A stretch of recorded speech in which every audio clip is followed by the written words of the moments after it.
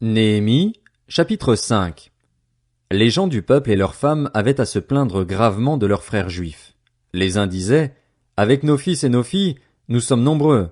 Nous voulons recevoir du blé afin de pouvoir manger et rester en vie. D'autres disaient, nous devons donner nos champs, nos vignes et nos maisons comme gage pour recevoir du blé pendant la famine. D'autres encore disaient, nous avons dû emprunter de l'argent en hypothéquant nos champs et nos vignes pour payer le tribut du roi. En réalité, notre chair est pareille à celle de nos frères, nos enfants sont pareils aux leurs, et pourtant, nous devons vendre nos fils et nos filles comme esclaves. Plusieurs de nos filles le sont déjà, et nous sommes sans ressources puisque nos champs et nos vignes sont devenus la propriété d'autrui. J'ai été très irrité en prenant connaissance de leurs plaintes et de ces fêtes, et j'ai pris la ferme décision d'adresser des reproches aux nobles et aux magistrats. Je leur ai dit, vous prêtez à intérêt à vos frères. J'ai convoqué une grande assemblée pour traiter leur situation et je leur ai dit, nous avons nous-mêmes racheté, en fonction de nos possibilités, nos frères juifs vendus aux nations, mais vous vendez vos frères et vous osez nous les vendre à nous. Ils ont gardé le silence, ne trouvant rien à répondre. J'ai ajouté, ce que vous faites n'est pas bien. Ne devriez-vous pas marcher dans la crainte de notre Dieu, ne serait-ce que pour éviter les insultes des nations qui nous sont hostiles? Moi-même, avec mes frères et mes serviteurs, nous leur prêtons de l'argent et du blé. Renonçons donc à ce qu'ils nous doivent. Rendez-leur aujourd'hui leurs champs, leurs vignes, leurs oliviers et leurs maisons ainsi que l'intérêt que vous avez exigé d'eux, le centième de l'argent, du blé, du vin nouveau et de l'huile. Ils ont répondu, nous allons les rendre et nous n'allons rien exiger d'eux. Nous allons faire ce que tu dis. Après avoir appelé les prêtres, je leur ai fait jurer de tenir parole. J'ai même secoué la poche de mon manteau en disant, que Dieu secoue de la même manière, pour l'arracher à sa maison et à ses biens, tout homme qui n'aura pas agi de façon à respecter cet engagement. Qu'un tel homme soit ainsi secoué et se retrouve les mains vides. Toute l'assemblée a dit Amen et a célébré l'Éternel. Et le peuple a tenu parole. De plus, dès le jour où le roi m'a désigné pour que je sois leur gouverneur dans le pays de Juda, soit depuis la 20e année du règne d'Artaxerxès et jusqu'à la 32e année, pendant ces 12 ans, ni moi ni ma parenté n'avons vécu des revenus octroyés au gouverneur. Mes prédécesseurs faisaient peser de lourdes charges sur le peuple, ils exigeaient de lui du pain et du vin, ainsi que 40 pièces d'argent. Leurs serviteurs, eux aussi, exerçaient une domination sur le peuple. Pour ma part, je n'ai pas agi de cette manière, et ce, par crainte de Dieu. J'ai même travaillé à la réparation de cette muraille et je n'ai acheté aucun champ. De plus, mes serviteurs étaient tous ensemble occupés à ce travail. J'admettais à ma table 150 juifs et magistrats, sans compter ceux qui venaient chez nous des nations environnantes. Chaque jour, on m'apprêtait un bœuf, 6 moutons de choix et de la volaille, et ceux à mes frais, et tous les 10 jours on préparait en abondance toutes sortes de vins. Malgré cela, je n'ai pas réclamé les revenus octroyés au gouverneur, car de lourdes charges pesaient déjà sur ce peuple. Mon Dieu, souviens-toi pour mon bien de tout ce que j'ai fait pour ce peuple. Néhémie, chapitre 6. Je n'avais pas encore posé les battants des portes lorsque Sanballat, Tobija, Geshem l'Arabe et nos autres ennemis ont appris que j'avais reconstruit la muraille et qu'il n'y restait plus de brèche. Alors Sanballat et Geshem m'ont fait parvenir ce message. Viens, ayons une entrevue ensemble dans les villages de la vallée d'Ono. Ils avaient l'intention de me faire du mal. Je leur ai envoyé des messagers avec cette réponse. J'ai une grande tâche à accomplir et je ne peux pas descendre là-bas. Pourquoi le travail devrait-il être interrompu pendant que je l'abandonnerais pour vous rejoindre? Ils m'ont adressé 4 fois la même demande, avec toujours la même réponse de ma part. La 5e fois, Sanballat m'a fait parvenir ce message par son serviteur. Celui-ci tenait une lettre ouverte où il était écrit « On raconte parmi les nations, et Geshem l'affirme, que les Juifs et toi, vous avez l'intention de vous révolter et que c'est la raison pour laquelle tu reconstruis la muraille. D'après ces rumeurs, tu vas devenir leur roi et tu as même établi des prophètes pour te proclamer roi de Juda à Jérusalem. Maintenant, le roi va avoir connaissance de ces rumeurs. Viens donc et tenons conseil ensemble. » J'ai fait répondre à Sanballat. Il n'y a rien de vrai dans ces rumeurs dont tu parles. C'est toi qui les inventes de toutes pièces. Tous ces gens voulaient nous effrayer. Ils se disaient, ils baisseront les bras et le travail ne se fera pas. Maintenant, mon Dieu, fortifie-moi. Pour ma part, je me suis rendu à la maison de Shemaéja, fils de Délaja et petit-fils de Méhétabil. Il s'était enfermé chez lui et a dit, allons ensemble dans la maison de Dieu, à l'intérieur du sanctuaire, et fermons les portes derrière nous, car on va venir pour te tuer, et c'est pendant la nuit qu'on viendra pour cela. J'ai répondu, un gouverneur comme moi prendra la fuite. Du reste, comment un laïc tel que moi pourrait-il entrer dans le sanctuaire et rester en vie? Je n'y entrerai pas. J'ai discerné par là que ce n'était pas Dieu qui l'avait envoyé, mais qu'il prononçait cette prophétie sur moi parce que Sanballat et Tobija l'avaient soudoyé. Par son intermédiaire, ils espéraient me faire peur pour que je suive son conseil et commette ainsi un péché. Cela leur aurait permis de salir ma réputation et de m'enlever tout crédit. Mon Dieu, souviens-toi de Tobija et de Sanballat en les traitant conformément à leur façon d'agir. Souviens-toi aussi de la prophétesse Noadia et des autres prophètes qui cherchaient à m'effrayer. La muraille a été terminée le 25e jour du mois d'Élul, soit en 52 jours. Lorsque tous nos ennemis, dans toutes les nations environnantes, l'ont appris, ils ont eu peur. Ils se sont sentis tout petits et ont reconnu que c'était notre Dieu qui avait présidé à la réalisation de ce travail. Même à cette époque-là, il y avait des nobles de Juda qui adressaient fréquemment des lettres à Tobija et qui en recevaient de lui. Beaucoup, en Juda, avaient en effet conclu un pacte avec lui parce qu'il était le gendre de Shekania, fils d'Arar, et que son fils Jochanan avait épousé la fille de Meshulam, fils de Bérekia. Ils allaient jusqu'à vanter ses mérites en ma présence et à lui rapporter mes paroles. Quant à Tobija, il envoyait des lettres pour m'effrayer. Néhémie, chapitre 7. Une fois la muraille reconstruite et les battants des portes posés, on a établi dans leurs fonctions les portiers, les musiciens et les Lévites. J'ai confié l'administration de Jérusalem à mon frère Hanani et à Hanania, le chef de la citadelle. C'était en effet un homme intègre qui craignait Dieu plus que beaucoup d'autres. Je leur ai dit, ne faites pas ouvrir les portes de Jérusalem tant que le soleil n'aura pas fait sentir sa chaleur, et faites fermer leurs battants en les bloquant alors que les gardes sont encore à leur poste. Instaurez des tours de garde pour les habitants de Jérusalem. Que l'un soit à son poste de guet, l'autre devant sa maison. La ville était étendue et grande, mais sa population n'était pas nombreuse et ses maisons pas encore reconstruites. Mon Dieu m'a mis à cœur de rassembler les nobles, les magistrats et le peuple pour les dénombrer. J'ai trouvé le registre généalogique des premiers Israélites revenus de déportation et j'y ai vu écrit ce qui suit. Voici les habitants de la province de Juda revenus de déportation, ceux que Nebuchadnezzar, le roi de Babylone, avait exilés et qui retournèrent à Jérusalem et en Juda, chacun dans sa ville.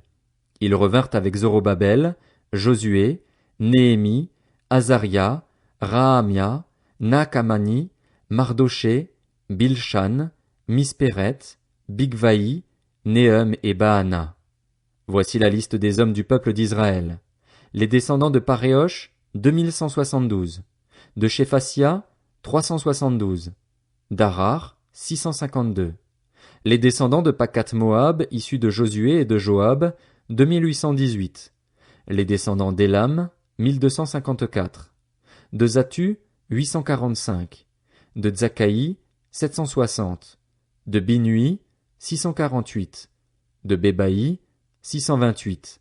d'Asgad, 2322. d'Adonikam, 667. De Bigvaï, 2067. d'Adin, 655. Les descendants d'Ater de la famille d'Ézéchias, 98. Les descendants de Hachem, 328. De Betsaï, 324. De Harif, 112. De Gabaon, 95. Les habitants de Bethléem et de Netopha, 188.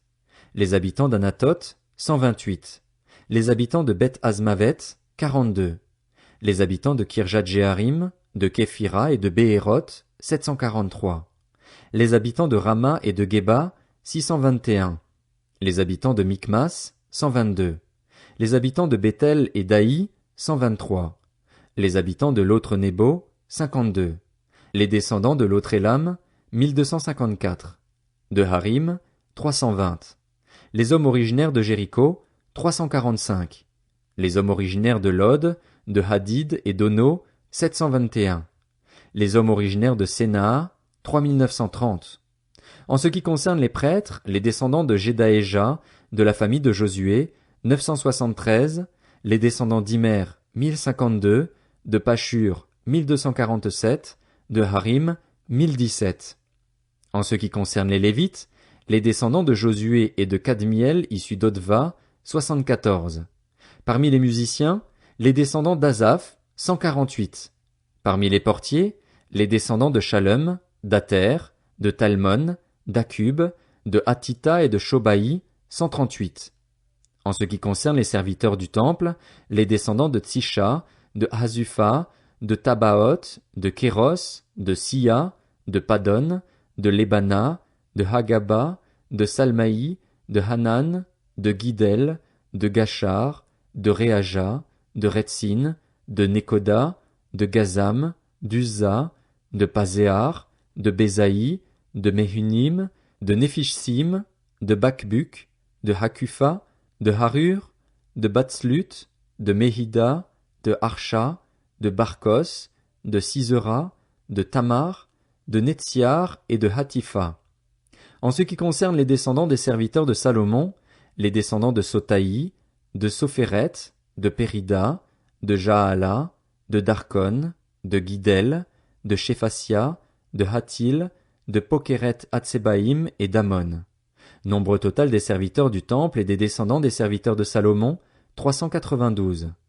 Voici ceux qui revinrent de Tel Mélar, de Tel Harsha, de Kérubadon et d'Imer et qui ne purent pas prouver qu'ils étaient bien d'Israël par leur famille et leur origine, les descendants de Délaja, de Tobija, de Nekoda, 642. Parmi les prêtres, les descendants de Obaja, d'Akots et de Barzilaï, qui avaient épousé une des filles de Barzilaï le Galaadite et avaient porté son nom. Ils avaient cherché leurs actes généalogiques mais ne les avaient pas trouvés, de sorte qu'ils furent déclarés impurs pour l'exercice de la fonction de prêtre. Le gouverneur de Juda leur interdit de manger des offrandes très saintes, et ce jusqu'à ce qu'un prêtre ait pu consulter l'Urim et le Tumim. L'assemblée d'Israël tout entière se composait de 42 360 personnes, sans compter leurs serviteurs et leurs servantes, au nombre de 7 337. Parmi eux se trouvaient 245 musiciens, hommes et femmes. Ils avaient 736 chevaux, 245 mulets, 435 chameaux et 6720 ânes. Plusieurs des chefs de famille firent des dons pour les travaux. Le gouverneur, 1000 pièces en or, 50 coupes et 530 tuniques destinées aux prêtres. Les chefs de famille, 20 000 pièces en or et 1320 kilos d'argent. Le reste du peuple, 20 000 pièces en or, 1200 kilos d'argent et 67 tuniques destinées aux prêtres. Les prêtres et les lévites, les portiers, les musiciens, quelques membres du peuple et les serviteurs du temple, de même que tout Israël, s'installèrent dans leurs villes respectives. À l'aube du 7e mois, les Israélites étaient installés dans leurs villes. Néhémie, chapitre 8. Alors tout le peuple s'est rassemblé comme un seul homme sur la place qui fait face à la porte des eaux. Ils ont demandé au scribe Esdras d'apporter le livre de la loi de Moïse, prescrite par l'Éternel à Israël, et Esdras, qui était aussi prêtre, a apporté la loi devant l'assemblée. Celle-ci était composée d'hommes et de femmes, de tous ceux qui étaient aptes à la comprendre. C'était le 1er jour du 7e mois. Esdras a lu dans le livre depuis le matin jusqu'à la mi-journée, sur la place qui fait face à la porte des eaux, en présence des hommes et des femmes, de ceux qui étaient en âge de comprendre. Le peuple tout entier s'est montré attentif à la lecture du livre de la loi. Le scribe Esdras se tenait debout sur une estrade en bois, fabriquée pour l'occasion. À côté de lui, à sa droite, se tenaient Matissia, Shema, Anaja, Uri, Ilkija et Maazéja, et à sa gauche Pédaja, Mishaël, Malkija, Hachem, Ashbadana, Zacharie et Meshulam. Esdras a ouvert le livre de façon visible pour le peuple dans son entier, puisqu'il était surélevé par rapport à lui, et lorsqu'il a fait ce geste, tout le peuple s'est mis debout. Esdras a béni l'Éternel, le grand Dieu, et tous les membres du peuple ont répondu « Amen, Amen » en levant les mains, puis ils se sont prosternés et ont adoré l'Éternel, le visage contre terre. Josué, Bani, Shérébia, Jamin, Akub, Shabbétaï, Hodija, Maazéja, Kelita, Azaria, Josabad, Hanan et Pélaja, qui étaient lévites, expliquaient la loi au peuple, et celui-ci est resté debout sur place. Ils lisaient distinctement dans le livre de la loi de Dieu, et ils en donnaient le sens pour faire comprendre ce qu'ils avaient lu. Le gouverneur Néhémie, le prêtre et scribe Esdras et les lévites qui donnaient des explications ont dit à l'ensemble du peuple « Ce jour est un jour saint pour l'Éternel, votre Dieu. Ne prenez pas le deuil et ne pleurez pas. » En effet, le peuple tout entier pleurait à l'écoute des paroles de la loi. Ils ont ajouté: Allez manger un bon repas et boire des liqueurs douces, en envoyant des parts à ceux qui n'ont rien préparé, car ce jour est un jour saint pour notre Seigneur. Ne soyez pas tristes, car c'est la joie de l'Éternel qui fait votre force. Les Lévites calmaient tout le peuple en disant: Taisez-vous, car ce jour est saint, ne soyez pas tristes. L'ensemble du peuple est donc allé manger et boire, envoyer des parts à d'autres et s'adonner à de grandes réjouissances. Ils avaient en effet compris les paroles qu'on leur avait exposées. Le deuxième jour, les chefs de famille de tout le peuple ainsi que les prêtres et les Lévites se sont rassemblés auprès du scribe Esdras pour qu'il leur indique le sens des paroles de la loi. Ils ont trouvé écrit, dans la loi que l'Éternel avait prescrite par l'intermédiaire de Moïse, que les Israélites devaient habiter sous des tentes pendant la fête du 7e mois et faire entendre un message dans toute leur ville, tout comme à Jérusalem, pour ordonner: Allez chercher à la montagne des branches d'oliviers sauvages, de myrtes, de palmiers et d'arbres touffus pour faire des cabanes, conformément à ce qui est écrit. Alors le peuple est allé chercher des branches et ils se sont fait des cabanes sur le toit de leur maison, dans leur cour, dans les parvis de la maison de Dieu, sur la place de la porte des eaux et sur la place de la porte d'Éphraïm. Toute l'assemblée des Juifs revenus de déportation a fait des cabanes et ils y ont habité. Depuis l'époque de Josué, fils de Nun, jusqu'à ce jour-là, les Israélites n'avaient jamais célébré une pareille fête et il y a eu de très grandes réjouissances. On a lu dans le livre de la loi de Dieu chaque jour, depuis le premier jusqu'au dernier. On a fait la fête pendant 7 jours, et le 8e, il y a eu une assemblée solennelle, conformément à la règle.